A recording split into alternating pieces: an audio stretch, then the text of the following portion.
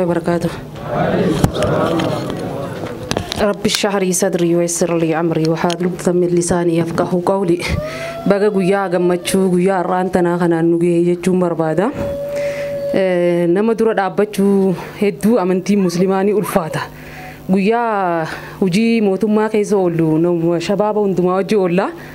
غرو اكت نما هند دورا دابچو ني الفاتا غرو غمچومات غيا رانتنا اسنجوتتي كان ارغمو ندير قسيسه الله اكبر. بيرو برنوت أوروميا تيانتو بيرو برنوت أورومياتي دران غافن برنوتا برد جلك أبا مدرسة تيم برد أشين غافن هوجنسا صدركا غدينا برنوتا تو مدرسة شوفوا تيجال يا ربي مدرسة خنا شوفني أكم تانا خجو يا دو النسيني توري سومديم نوم بيرو برنوت أوروميا هوجنسا عنده mana barnoota bultii addaa jennee mana barnoota torbajaarre akka biiroo barnoota Oromiyaatti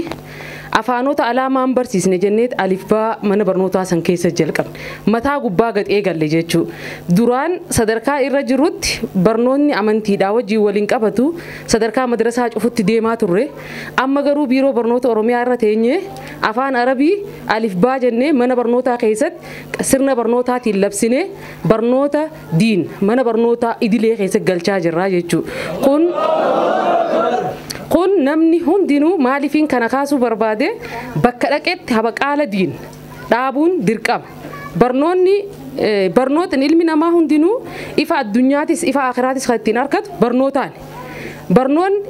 keessattuu immoo barnoonni diin ilmaan keenya bakka deemnutti hayaa dhabaa jiru hayaa kararra deebisa waan ta'eef bakka deemutti safuu ummata keessatti waan deebisaa deemuuf barnoota diin dhaabuun waan akkaan jabaati rabbi irraa laaffisee obboleessi keenya kun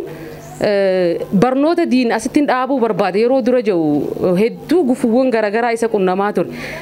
har'a garuu as gahee obboleeyyan dila kana wajjin barnoota diin asitti habaqaallanna akkam jettan jee sagantaa kana qopheessee hanga mana jaarutti deeme dhugumatti isa dandeettii inni obsi inni bakka kanarratti dabarse hedduu waan isa jajjabeessaati diin immoo